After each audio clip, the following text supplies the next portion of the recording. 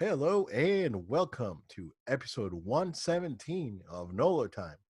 My name is Ovid Velez, and with me is the most interesting man in the world, Joel Young.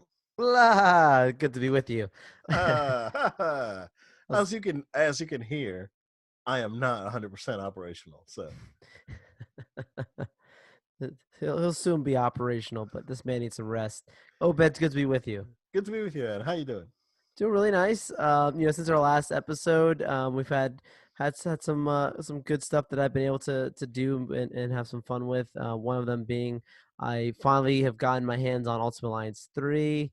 Nice. I've Ultimate Alliance 1, really enjoyed it a lot. Ultimate Alliance 2, played that on my PSP. That was a thing at the time.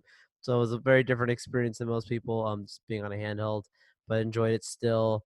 Um, and this one now, Ultimate Alliance 3, being on Nintendo Switch, you and I both being Switch owners. Of course, great opportunity to pick it up because I got to play it early at Comic-Con this year. I got to get an early look at what they were doing there, and it was literally the day before actually the game came out that I got to test it out at Comic-Con, which was really cool. And then so now actually playing it fully in depth. I'm a fan of the style of gameplay. It is quite different, of course, still than Ultimate Alliance 1 and 2. It's has a different aesthetic to it. Of course, it's new generation, but regardless, it still has a different feel to it. I'm very happy with the XP gains are pretty easy to get to. It's really easy to get through the levels. They're not very difficult to do at all. There's a wealth of characters to use, which is always the thing with Ultimate Alliance. You'd hope that there's a lot of characters to use, right? Um, and there's a lot of a lot of great villains as well, also in the game. Storyline, eh, it's not great. At least so far, I'm not done with the game yet. It's basically following the Black Order, leading up, of course, to the big bad Thanos, trying to keep that tie into the movies, which makes sense for marketing at this Yeah. time, right? Yeah, I mean, pretty much they did the same thing when Marvel's Capcom Infinite came out. It was the whole Thanos thing too, and Infinity Stones. So Yeah, yeah, it they is try very to keep similar to it. that. Okay, yeah. Did you ever play through the story mode on that thing? No, man. You should try it because it's interesting. They do some clever things there. So it's worth it. I mean, it's super silly, but and I bet this is like super silly as It well. really is. Yeah, I mean, this is Tecmo, right? That developed this Yes, game. Yeah, is it Team Ninja or was it a different team? Team Ninja. It was Team Ninja. Yeah. So yeah, you can expect some silliness out of Team Ninja. Um, so okay, cool. How's the technical Yeah, performance on that game? Yeah, it holds up. I've not actually had any major glitches or major issues with it at all. Frame rate's Um, good. No, Frame rate's not too good. crazy. Yeah, not too crazy. Yeah, they built a game that works, and I'm happy with that. Nice. It's not as revolutionary as I felt when I played Ultimate Alliance 1, where I was just enthralled with this thing, Yeah, right? that was very different at the time. Yeah. It really was. But still really enjoying it to the point that I look forward to getting on it each time I can. And I don't play it docked. I have to play that on the big screen, man. See all these characters just running around my screen. I can't see it Yeah. on this little thing. Yeah, definitely. That's especially you being a Marvel aficionado, if you would say. Cashing checks. Cashing checks, Joe over there, man. Yeah. The other thing worth noting for the show is that I also got to go out and see a little movie by the name of 1917. That movie is freaking Um, good, Joe. Dude, like halfway through it, I'm sitting there and I just I couldn't take my eyes off the movie. First of all, I don't think anyone could. It was very quiet theater. Everyone's very focused. And halfway through, I'm just like, okay, just give up. Like, do we have to wait for the Oscars to give these guys the awards? You could just hand it to them now. Save us all some Wow. time on our TV. It's. I mean, I've not seen all the Best Picture nominated movies, but I've actually been able to say I've seen a lot of the ones that have been nominated on the list. I mean, I've seen The Irishman. I've seen Little Women. I've seen. I mean, I'm not talking about like all kinds of movies I've actually been able to recently watch. So I know a lot of them, but no, 1917 stands out by far. And we'll talk about Joker in a bit, and that's a movie that I liked as well. But 1917 is just something innovative, great acting, great storytelling, great execution altogether. It's done by Sam Mendes, the same gentleman that did Skyfall. So yeah, good movie. I recommend you all to go out and watch it before it wins the awards. Don't be reactionary. Watch it now because it's a really good movie. Nice, nice. Yeah, I heard fantastic things about it, so I'm definitely curious to check that out. But yeah, as you mentioned, and we'll talk about it in a minute. Um, I did I finally was able to watch Joker since it just came out last week on Blu-ray. Did not buy it, I rented it, but watched it nonetheless. So we'll talk about it in a minute. We will go into spoilers because I really want to discuss the movie with you. But other than that, man, back to Death Stranding, and I enjoy that game in a painful way, Joe. it's it's funny because I heard Painful. I heard a few people say that like it's the worst, it's the best worst game you've ever played because it's not bad by no means. It is not a bad game. It is not a six something like IGN made it to be. It is at least so far, and at least an eight in my scale, Solid. which is still a solid, exactly a solid game. No pun intended, it's Metal Gear and Kojima and whatnot. But I am enjoying it a lot, and it's frustrating, and it's hard to some of the UI because there's this is like I mentioned it to you. I don't know if I mentioned it last time I talked about it on the podcast, but the the best way I could describe this game is it's an open world story driven puzzle game. Right. If you want to call it that, because it's you have to manage everything from your weight, the shoes you're wearing, the terrain you're going to take, the routes. You got to plan your routes. It's not like I'm going out there willy-nilly and taking the package over to the way station, or to the wind farm, or to Jeff Keighley or whatever. So you have to plan your routes. It's like I'm carrying all this weight. I can't, climbing is not an option. So you have to pull out your map, plan your route. It does have a very good waypoint system where you can actually draw your route. And then when you go in game, then you see your route marked on the terrain. So that's great. So it has, man, this thing has menus the menus have menus, and they have sub menus, and it just keeps go. It's menu management. It's a lot of like reading, because you need to go through the menus and read all this crap and, and get used to it. The character movement's good, very physics based. It's like you you have to be sure that you can carry the weight, carry the make sure the cargo is fine. um you have to carry like living animal or living creature samples, and you can't go through water because they'll drown, because you're unless you keep the box that those creatures are on top of your backpack, then you're fine to cross a river.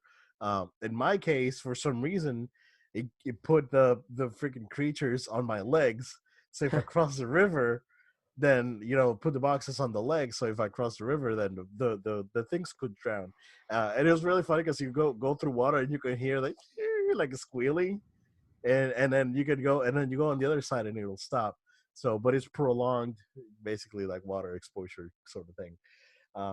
The timefall, the only thing that I'm not liking so far is that the timefall mechanic. So it's basically the rain.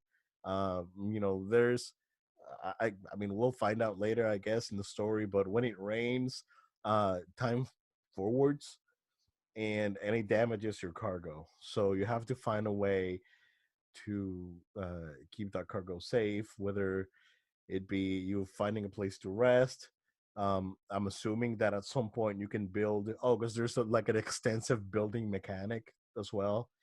I'm assuming that you can build like a tent or something where you can, pass the wait for the timefall to go away.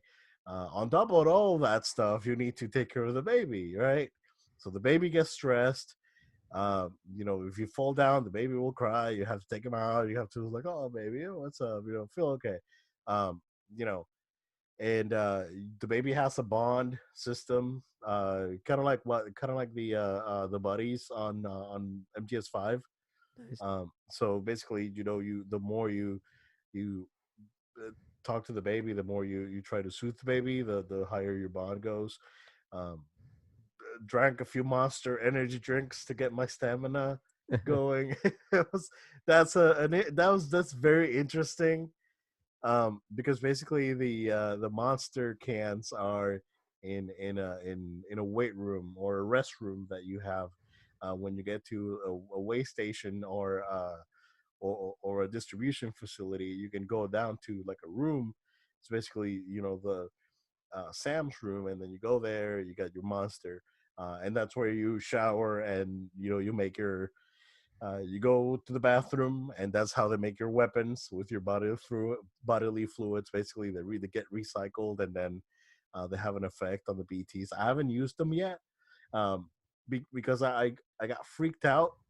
I I went through an area that was full of BTs, but the baby started crying. I was like, I need to get out of here, and I didn't think that I had stuff on me that I can actually use on the BTs. Right, right. So um, so I was like, no, the baby's crying. I need to go. I was like, I was being Pop very, open. yeah, very paternal. So I was like, I gotta get out of here. It's like, I gotta keep the baby safe and forget about this guys. Um, but then when I got out of that area, I was like, oh crap! I remember I had those grenades that I could have used against Yeah. the BTS. Um, but it's great. It looks very nice. The voice acting is top notch. I'm having a really good time with it.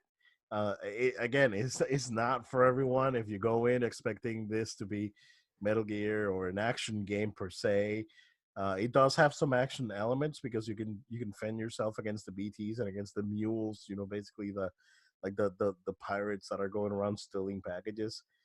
So that's cool. The presentation's like phenomenal. It's when it comes to the graphics, I mentioned the music is absolutely top notch.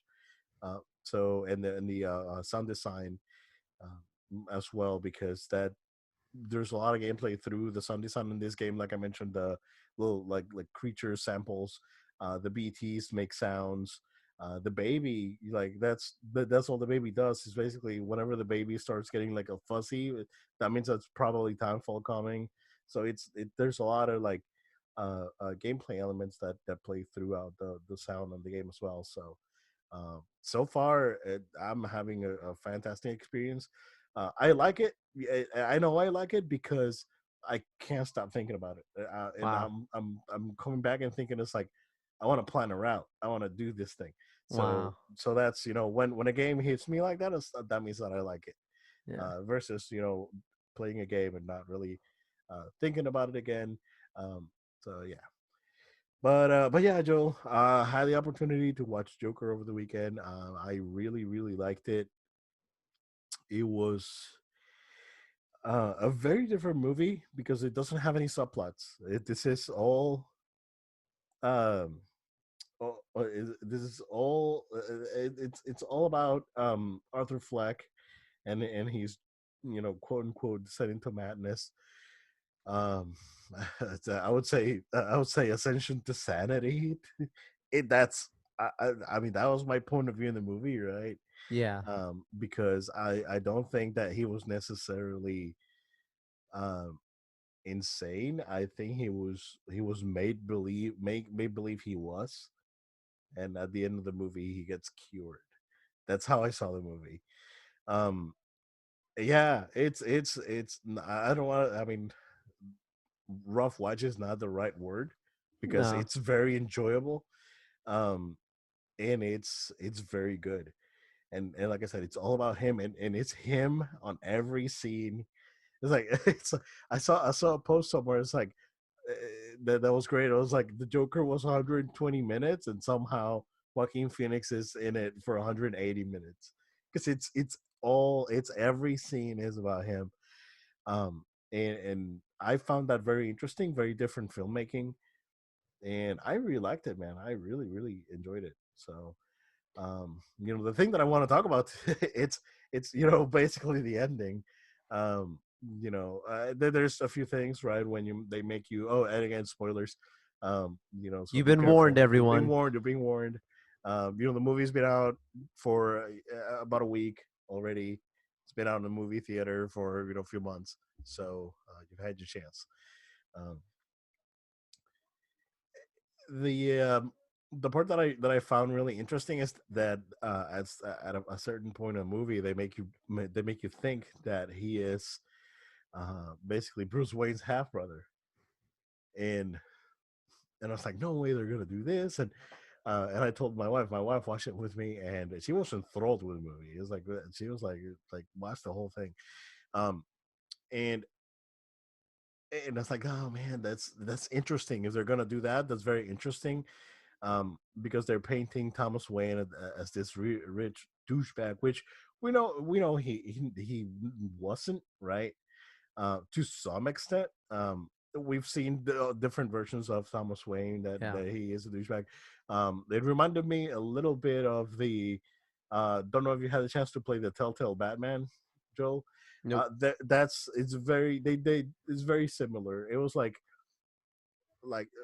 Thomas Wayne was funding like some sort of like inhuman research type over at Arkham, something like that. I can't remember. Um, so it's kind of like something very similar to this, but he's not, a gigantic douchebag. Um, but it's very interesting how they came up with this angle, and for a good 20 minutes of the movie, you think that oh man, he's Batman's half brother, and he goes out and meets Bruce, which is what we all speculated from the trailer, that the kid in the trailer was Bruce, and that he gets confronted by a very different looking Alfred, with a younger, a very young Alfred with beard, and it was a very different archetype for Alfred, and I liked it. It's like, oh, okay, so that's good. They actually went in a different direction with Alfred, and that's good. Um, but when Alfred told him, it's like, no, man, it's not true. It's like, I don't think it's true then, because Alfred is like this guy doesn't lie. He's like legit. So yeah, go ahead. You were gonna say something. Well, the one thing I was to say about that particular scene, I thought it was a really powerful scene, a really cool scene, nice parallel, no damage done, kind of scene. It doesn't change anything or trying to harken back too much to the, the Batman origins there. But the one thing about that scene that did get me angry, at least, was actually seeing, Joaquin Phoenix, Arthur Fleck going and grabbing, Alfred, and Alfred's like stuck, like, oh, and I'm like, no, no, no, this man's a freaking war veteran. Like Alfred would not be like, like timid special, about it. He'd be like like, get like off, like Royal Navy or something, right? yeah, this guy's legit. Like, so that was like one small detail. I was like, whatever, but not like in ruining the movie. Just Yeah, one thing that I'll make clear, right? That of yeah. all the stuff I He like. he was grabbed by surprise though, so Yeah, yeah. and this guy was like, his emotions were there. Um, and then we later find out, Arthur goes to Arkham and then steals his mother's file because they tell him he confronts Thomas Wayne, and Thomas Wayne is like, no, she was in Arkham, she's crazy, and I'm not your dad, and all this stuff, and um, yeah, it was very good. And then he realizes that basically he was being living a lie his entire life, and then that's like the breaking point for him, and then we see the turn to basically who he really was. um yeah, and then that end, I mean, I called the De Niro thing like a mile away. I was like, oh, he's gonna get blown up real good. Great monologue. Oh, the monologue was nuts, man. It was So great. good. Like, and when he confesses to the crime, and he Yeah. confesses to killing the three guys in the subway, uh, and then saying this like, oh, you've abandoned me, and then all this. It was very Yeah. powerful. It was very sympathetic, but at the same time, it's like when you realize it, that he like again, in my opinion, he was being who he truly was.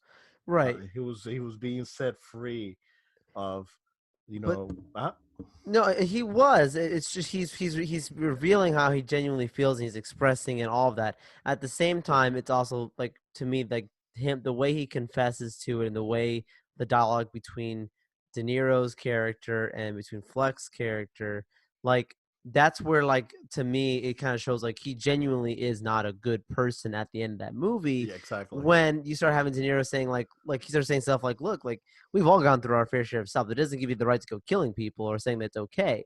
And like that back and forth is like you get the understanding of where Fleck comes from, how he feels. Like you're saying, it's like he's genuinely expressing who he really is and how he Yeah, feels, yeah, and you really understand and somewhat sympathize with it and get it. Well, the other side, you also see where the other part where like society is like, listen, like this is nonsensical here, right? So you have that really yeah, interesting parallel going on in that conversation. If you're a big Joker fan, you would catch other part. But I think that's why, not to get too far ahead of it, but like people started having obviously their complaints before the movie came out. This is going to encourage people to be mad people or it's crazy people. To silly. me, that one scene in alone of itself, that parallel between, what Joker's saying and what De Niro's saying, it causes you to kind of think of like, and he literally says it in the movie. He says, "This is what happens when society crosses a mentally ill person, and treats them wrongly. Like this is what happens out of it." So it really that drills home the message of like how you treat people, how they are. And I think that's something we talked about before. When I first saw it on the podcast. Yeah,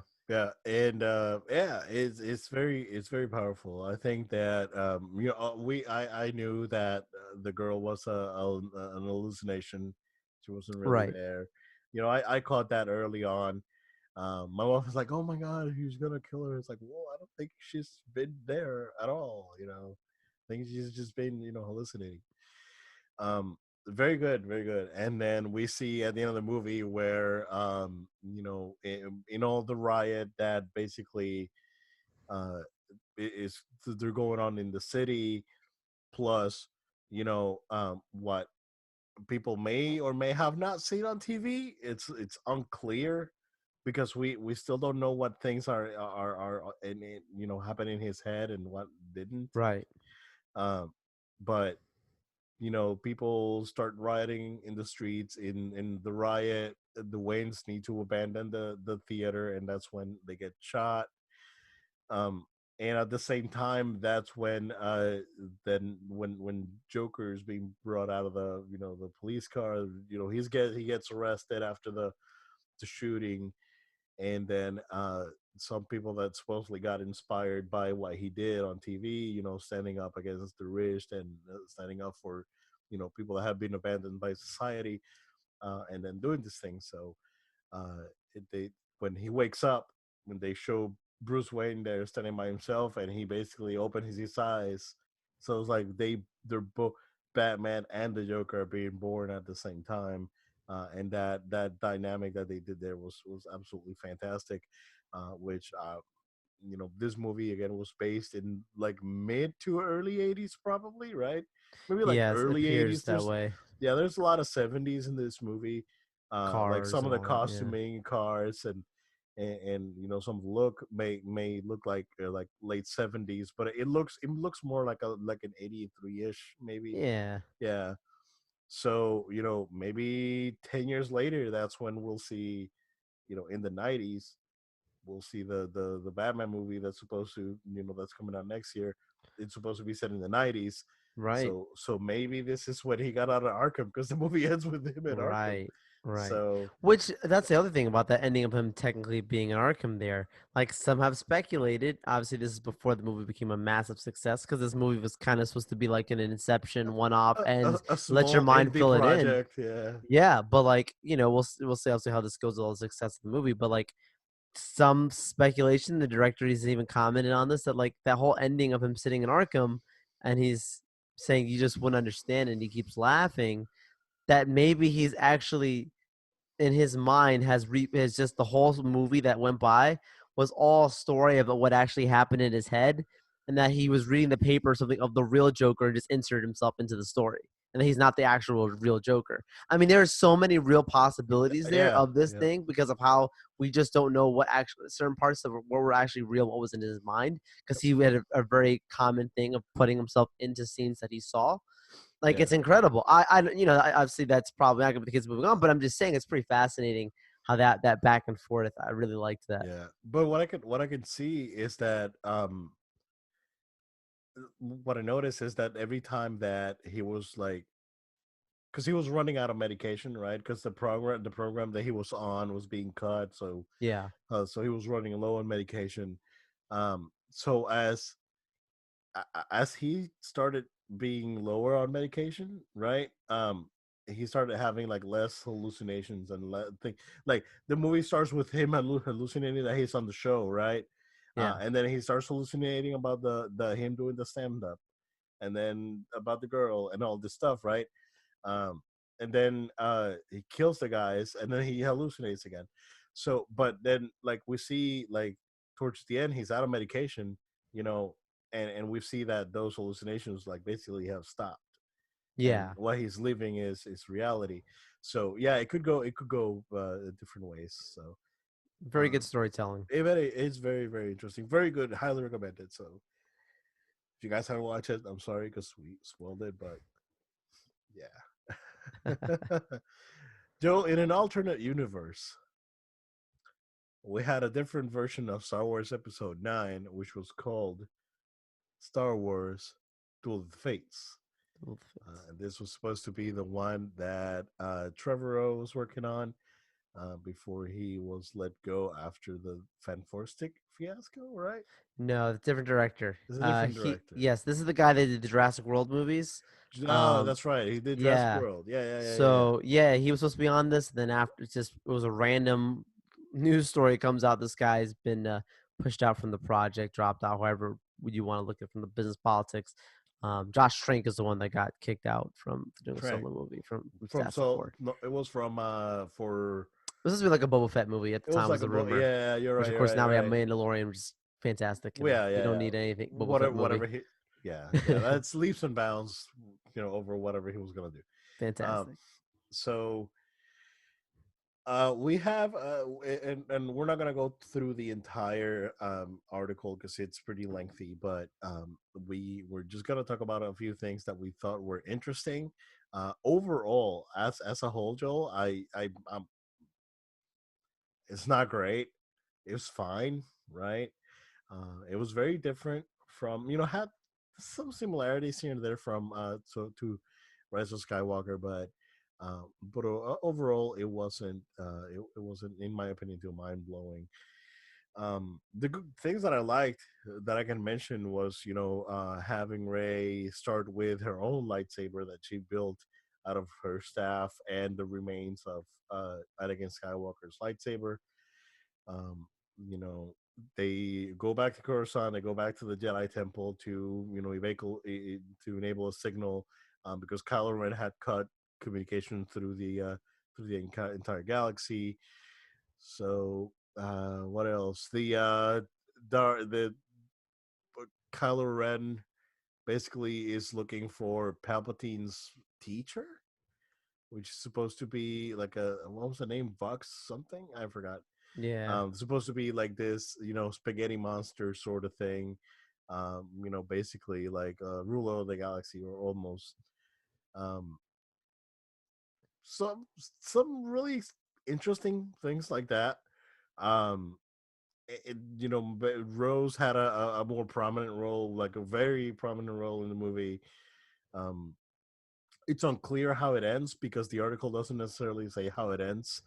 The Kylo Ren doesn't turn; he stays like he does a full turn to the dark side, whereas where he basically becomes like a Doctor Doom sort of entity almost, which I find kind of silly.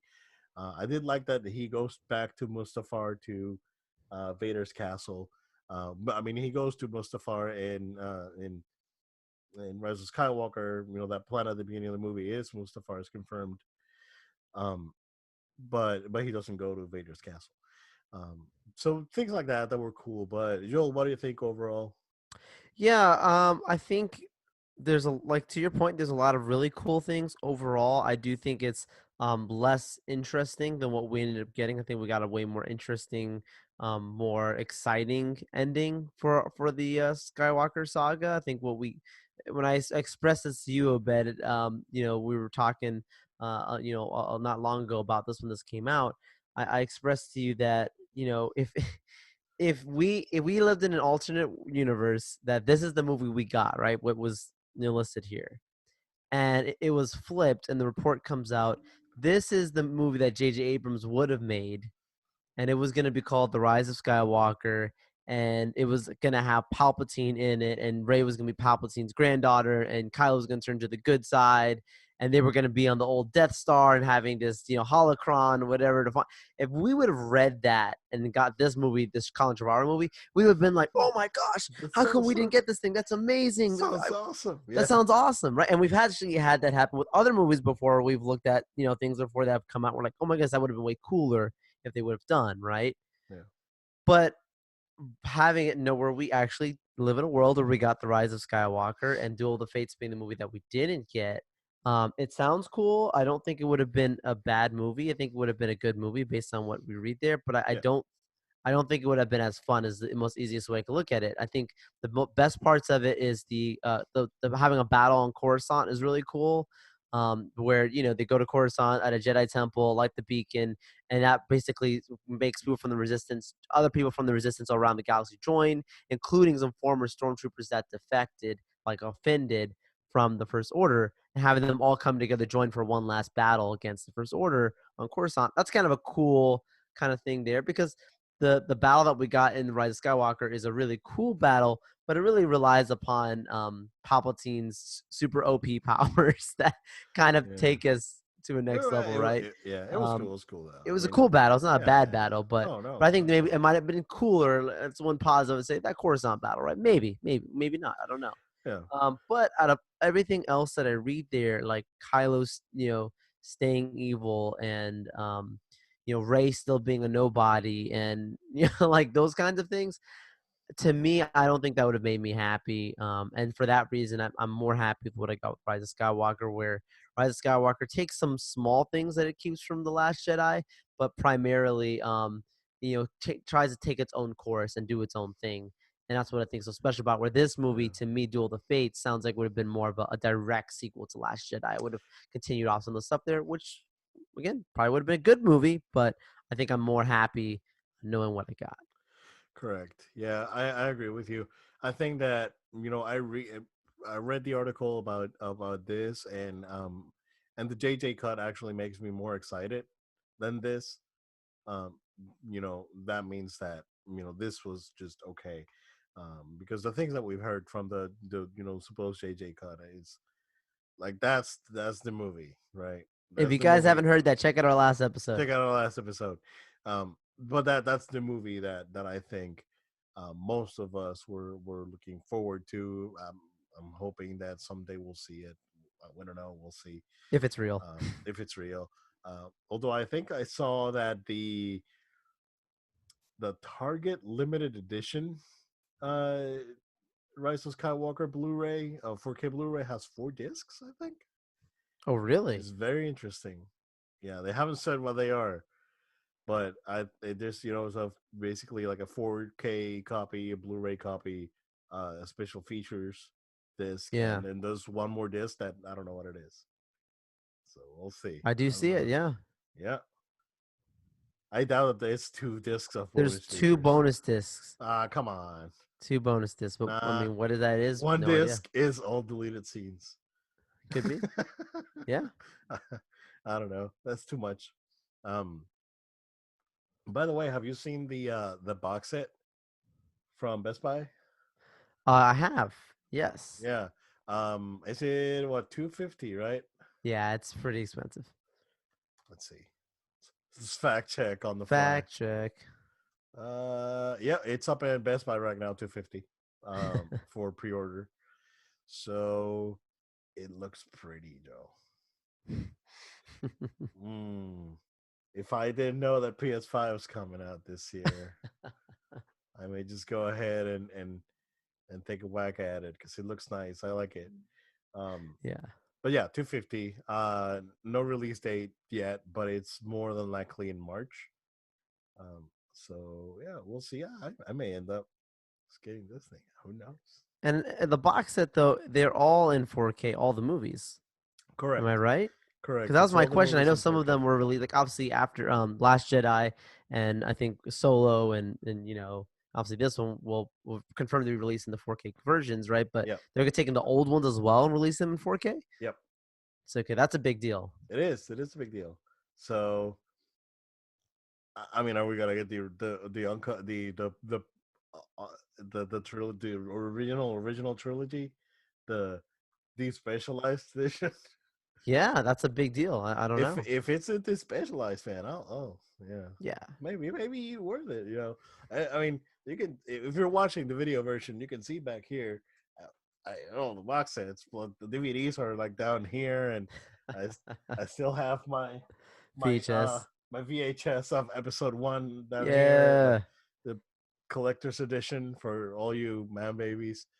Um, yeah, man. So it should be interesting. But going into more Star Wars stuff, Joe, right before we started recording, the Hollywood Reporter, right?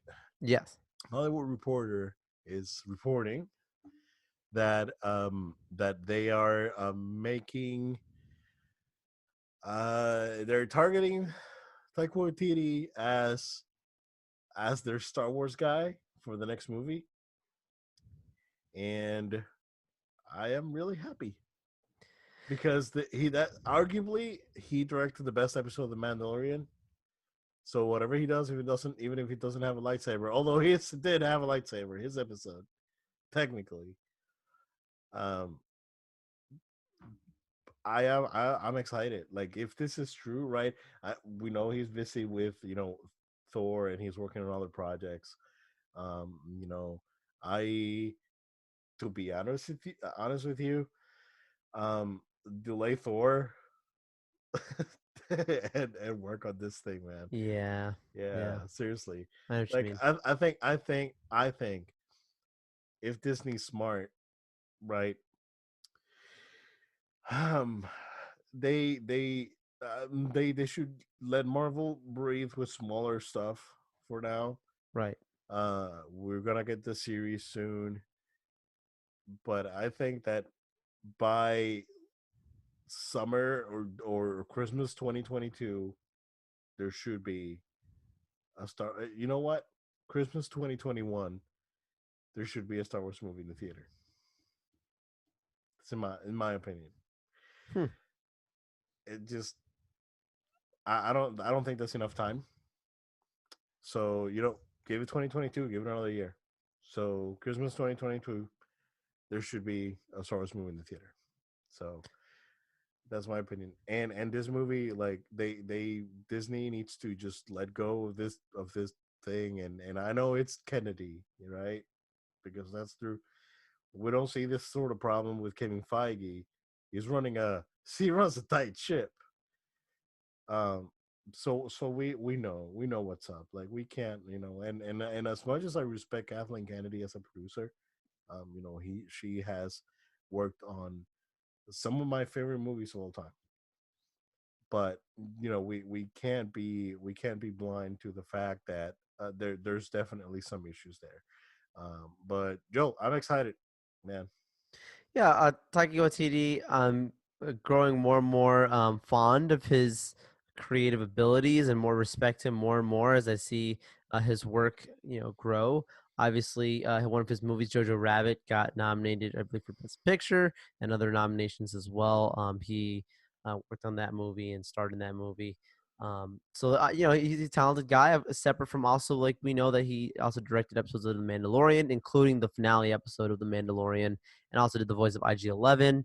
Um, Separate from even the Thor Ragnarok movie that he also put together. So we've seen enough samples of stuff that's as close as we can get to a large Star Wars project that we can start imagining what he could possibly do and kind of get a good portfolio for us, right?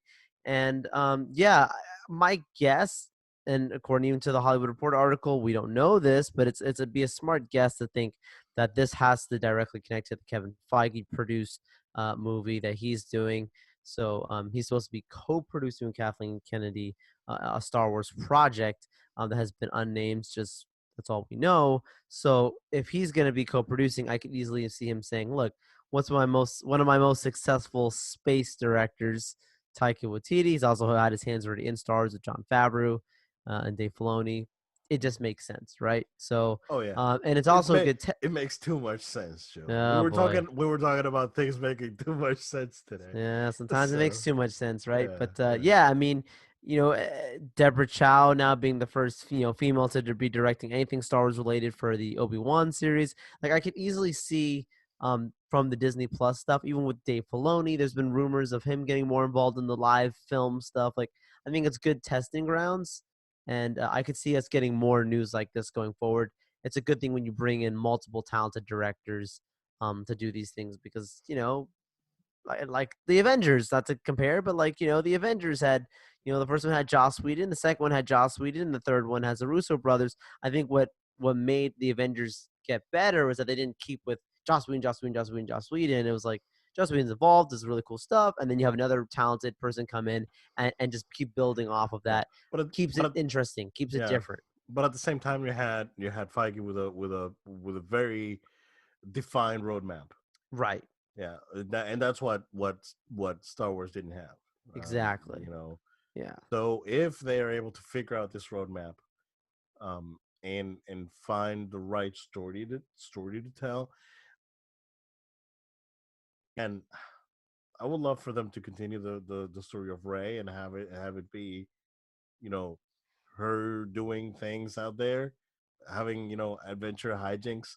I doubt it at this point. I really Yeah. doubt it. Yeah. Based on what Daisy Ridley said and what the other cast members said. I mean, we heard it last week that there's rumors that there may be Ray spinoff, maybe just a one-off movie. I just don't think It's I don't think it's the first project to come up after the probably Rise of not. Yeah, Skywalker. maybe A they're gonna project let between there at least. yeah they're gonna let this one thaw a little bit. I would like to see a live action Ahsoka. You know, Yeah. and have her be during the Rebels thing. How about a live action like Rebels thing would be cool too. And not everything has to be galaxy shattering. Like obviously the Skywalker saga was a big family that affects the entire universe, Yeah, kind of storyline. Star Wars also has some really cool stuff where it um can stay more of just light and dark and just keep it there. So yeah, I'm just basically nothing much to go off with the yeah, article except to say, cool. I look forward to learning more. absolutely. Yeah, I'm excited. I'm excited for sure. Joel, let's go ahead and take a quick break. We will be right back. Joel, how do you like delayed games? Oh, that's most of the time frustrating. Teaches you a lot of patience. Well, we got three big ones to announce Oh boy. today. One was announced just today. The other two were announced a couple days ago. But Final Fantasy VII Remake and Avengers from Square Enix are being delayed. Ooh. Final Fantasy just about a month, so April 10th for that one. And there was a lot of concerns because it was the week after Resident Evil 3 and the week before Cyberpunk 2077. Avengers was delayed until September 13th, is it? That's right. And that's, I guess, totally fine. That means that they're definitely going to be doing some fine tuning to that game. And based on what I heard, it does need it. So Hmm. I'd rather them delay it than just go ahead and put it out right now. Um, but yeah, two highly anticipated games getting delayed. Um, I I'm good with with whatever. It's fine. Final Fantasy gives me more time to work on Death Stranding. That's great.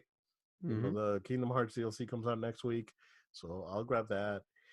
And then after I finish that, I'll go back to Death Stranding. So that gives me more time to clear that out. Resident Evil 3 remake comes out April 3rd. I'm very much looking forward to that. Never played the original Resident Evil 3, but I absolutely loved that 2 remake. Was just so excellent that I Yeah. am very much looking forward to this. So that's a day one get for me. And then, Final Fantasy the following week.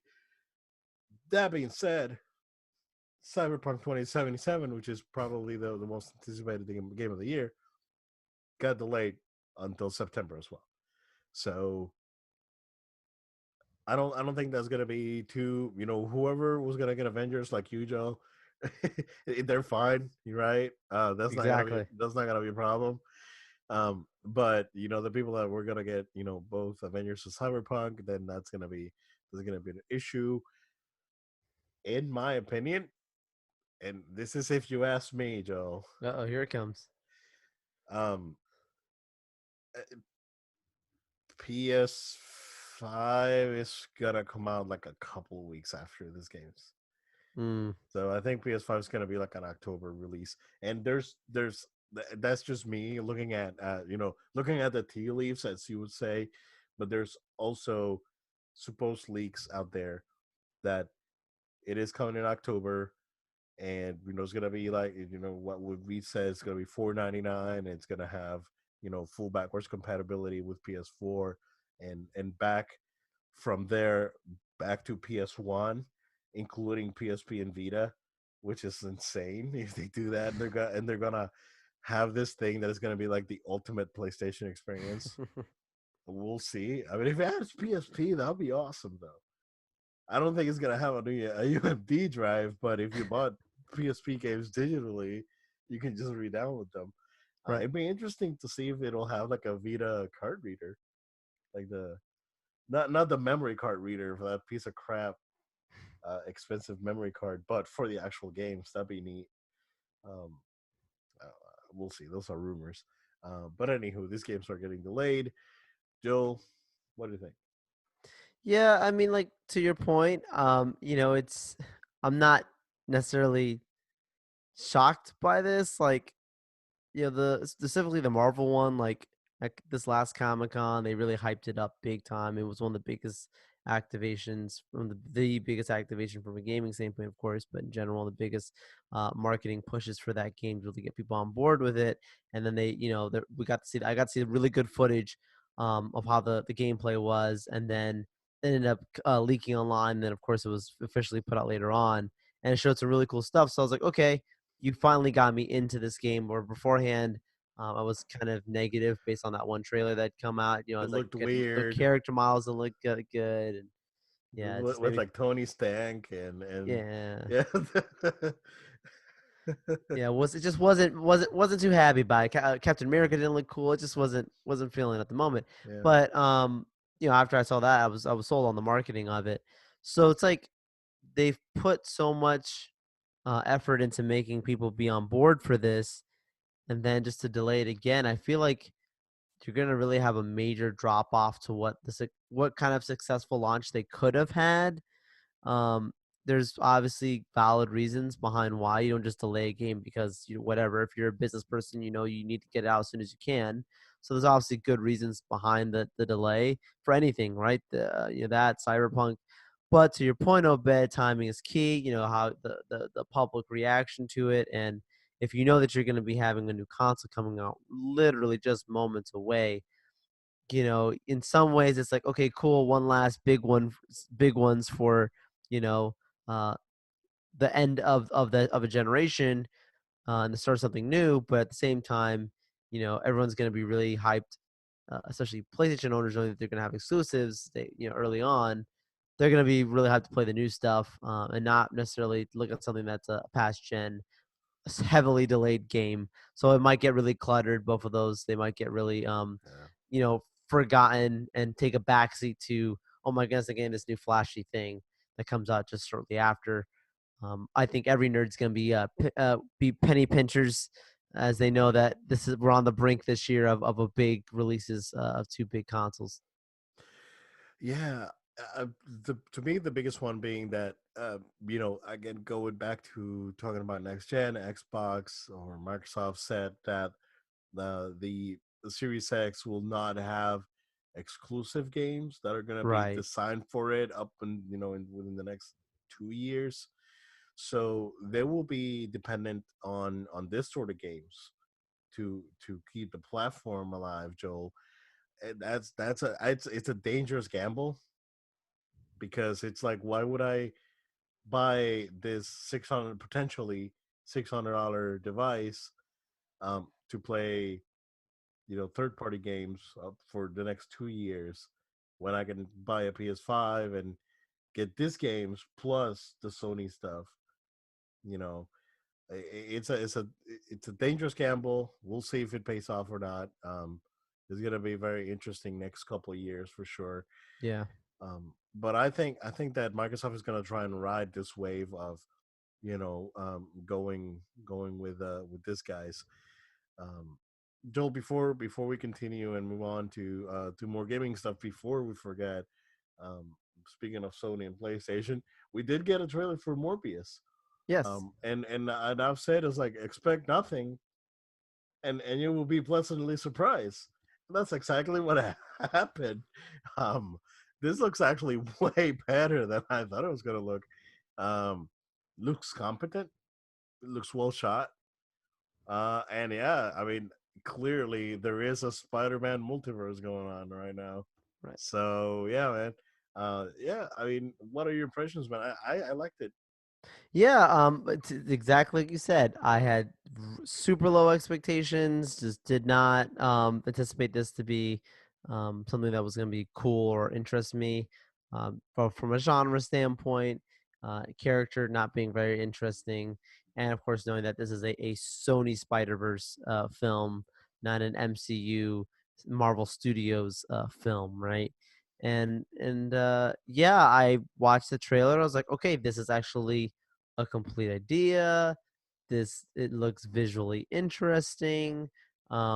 This is connected to a larger Spider-Man build-up that they're trying to get to, something that they're trying to go for. Which, I mean, wink, wink. It has to be Sinister Six. I mean, we've been talking about this for the last, 5-6 years. The Sinister Six movie that for some reason Amy Pascal's been wanting to have so bad, the Sinister Six movie, that we have to have it, we have to have it. And Why? I don't Why? know why they really believe in this thing, but Why they don't they want to just do have this Maximum movie. Carnage? I, I don't know why that's such a huge priority for them at Sony, but they believe in this movie so badly that they're trying to rebuild up between both Venom and now Morbius, and also solo Spider-Man movies, Vulture being one of them, and bring them into one Sinister Six film, more than likely in the near future. And that probably means that they're going to also have something renegotiate with Tom Holland to hope to have him come into those movies. So they're probably hoping for Morbius to be a big success.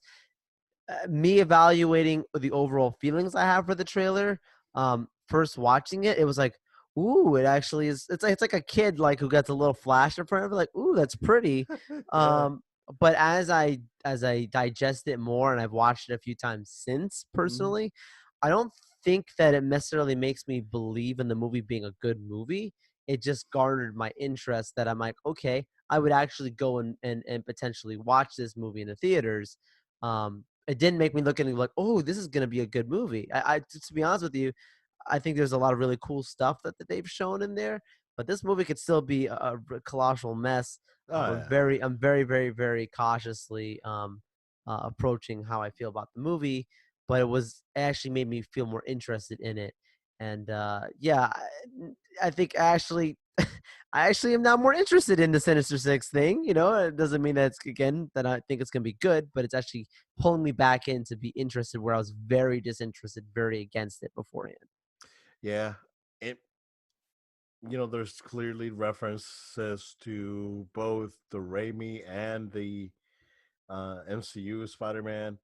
Of course, Vulture's in the trailer. It's a big stinger right there, and it looks good. I mean, in my opinion, it looks watchable. It doesn't look like it's gonna be terrible. I mean, I was pleasantly surprised with Venom too, man. I talked about it a few weeks ago that I went into that movie with very low expectations. You told me it was okay, and I watched it like over a year after it came out. Yeah. Um, but I went in with low expectations and was pleasantly surprised and I actually had a good time. So Maybe this is gonna be the same case. This is not a movie that I'm gonna wake up early on a Saturday morning and make my way to the movie theater and go watch. But And but which it could looks really hurt interesting. the film, because like I don't, not to cut you off, but like Venom, surprisingly did incredibly well at the box It did, office. yeah, But when you watch the movie, you could see where like it has a good appeal for different people, Spider-Man fans in general, Marvel fans, superhero fans, young adults, whatever. Morbius, I still don't. I feel like it made me interested, but I still don't see this being the kind of movie that has a lot of success at the box office, and I think that could really hurt it. That's what they need, right? They need to make money off the movie. So yeah. I don't know about you, man, but I don't predict a great outcome for it. Maybe word of mouth will help it if it actually is good. Reviews will also matter. Is this summer or Halloween again? I think it's actually, it might be the fall. It Because might be if it's the same date as Venom, I think it'll do that. okay. Okay, Yeah, I mean, if it's summer, probably not. I don't think this is a summer movie necessarily. nope, this is a summer movie, Ah, no, July 31st. no, and it's Yeah, late summer. Yeah, what's coming out late summer? Bond, right? yep. Hmm. I mean, it still has an okay chance. We'll see. We got a Um, few movies. Yeah. there's no big blockbuster Marvel movie this summer, so you You know, have technically Black Widow as a summer movie, and I think that will surprise many people. but that's gonna be earlier summer, right? It's gonna be like May, right? Yeah. Yeah. So it'll be out of the way by then. So they have a good chance. They have a good chance to actually make it happen. But yeah, it was interesting. Um, Joe, keeping again with Sony. This is a PlayStation cast brought to you by PlayStation, paid for by PlayStation and Disney. Um, Sony is skipping E3 again.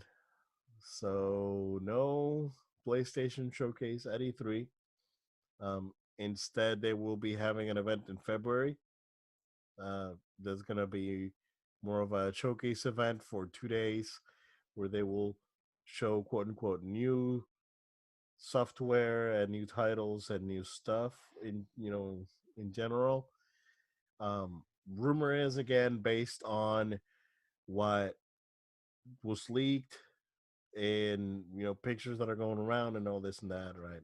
Again, it's all rumors, so take it with a grain of salt. Um, the the the reveal for the console itself is going to be done within the next 4 weeks. That's what we've heard, which would coincide with almost to the date when the PS4 was revealed, which was in mid February, if I'm not Yep. wrong. I remember that. So it's going to be right around the same date. So maybe in about a month we will see. We'll get more details on the console itself. There's a mock-up going around that looks very legit, but the device kind of looks like a what's that Razer you know like Apple TV sort of device that's supposed to be really good. Oh man, I forgot. So I'm gonna look it up. But Joe, what do you think, man? Yeah, first impressions was really they're skipping again. I actually was taken back by it, and I am saddened by it. I mean, it's something like as a fan, I actually have enjoyed a lot. There not that it's always been a great show, but I've always enjoyed watching the Sony E3 press conferences. I've always thought they were a lot of fun, a really cool time, and similar to how I feel about, like Comic Con and the Hall H panels. And you miss when Marvel Studios isn't there and it's, the other guys, it's cool, but it's been a nice stage and a nice environment where you got tons of fans there. And it's a really cool thing. But like, you and I talked a bit about how like there's probably some behind the scenes. There's some rumors of some, a little bit of some situations going on behind the scenes that have made them kind of sour about being at E3.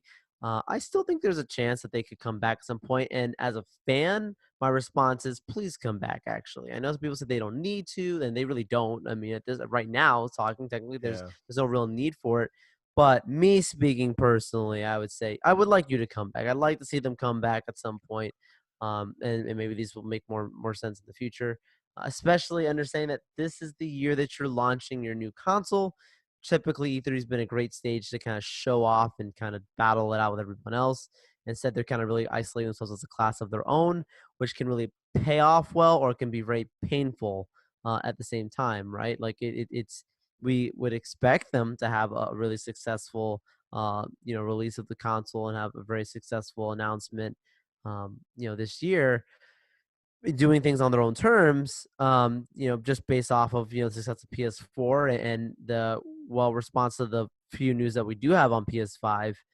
But if for some reason there is something that does go wrong, I'm not going to say it's because they didn't go to E3 that's the reason why it goes wrong, Yeah. but it's a great humble stage to kind of share with the industry what you're doing instead of just being like, no, we're so good, we're gonna do our own thing and do well. I think it's gonna be fine. I'm not really concerned about it, but basically, if something does happen, that is of course the cautious approach that any business should be looking at, and that's what I think Sony probably knows. They're taking a good risk here, but they think they have the ability to take risks right now because they're doing so well.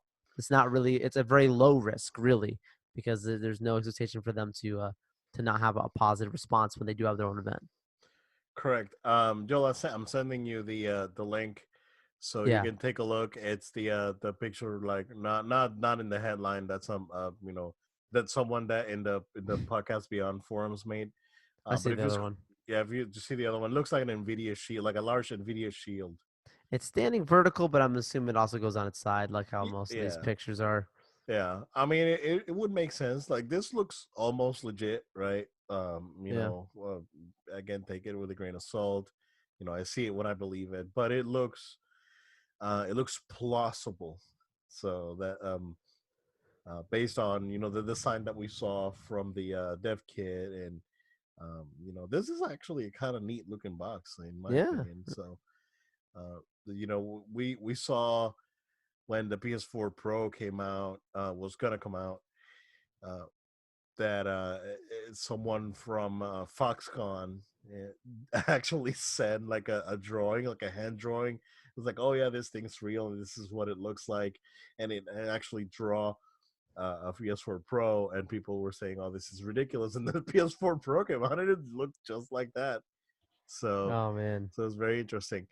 Um, but yeah, man, I mean, it doesn't mean that it's the end of E3. It's whatever it was, like, supposedly, falling out between Sony and the ESA.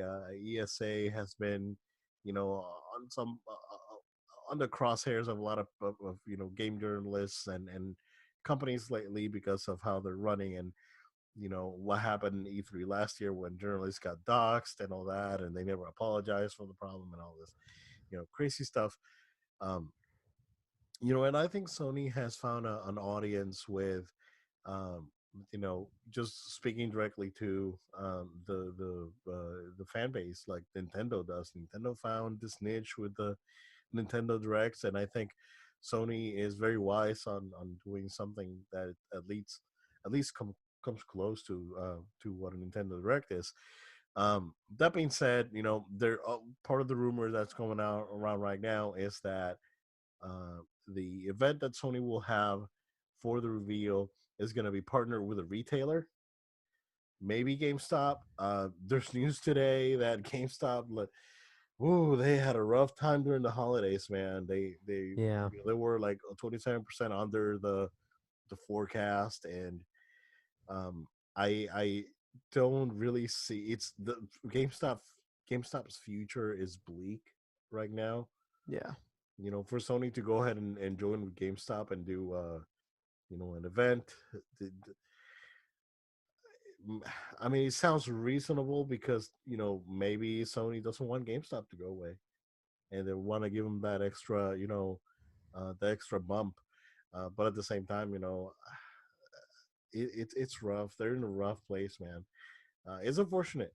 I went to GameStop over the holidays, and oh cool, employees treated me pretty good. Like, hey, how you doing? They were okay. Versus my local mom and pop shop that I used to love, I went there and the guy was being a jackass. So nice. I That's was like, not the way I to was treat like, your employees. well, Come on, guys. you know, seriously, and they had like almost no games. Like, oh, they had a pretty good selection, but I think they sold the store, and the guy that was running Uh, it didn't seem too friendly. So I was not too excited about visiting that store. Let's leave it at that because I am getting upset. So, um, but on the other hand, GameStop was actually a pleasant experience. It was unfortunate that I had already purchased everything that I needed to purchase for the holidays. Um, and I have way too many games already that I have in my backlog, and there's a bunch of stuff on PS Plus that came out that I want to play. yeah, So Nathan Drake. yeah, Nathan Drake collection, Titanfall 2. I want to replay The Last of Us. So Yeah, Last of Us. Yep. there's a bunch of stuff that I really want to go back and play. Um, so I have no need to buy two games to get one free when I have all this stuff already. Um, you know, so yeah, we'll see. It's gonna be a very interesting summer, and we'll see when Sony actually comes out and reveals what this box is. Um, it's gonna come down to pricing, man. At the end of the day, because if Xbox releases $100 more with no exclusives, that's Mm, it's done. Like it's, I mean, Xbox, Microsoft, they don't have to look for anything else in the console space after that. That's in my opinion. So uh, maybe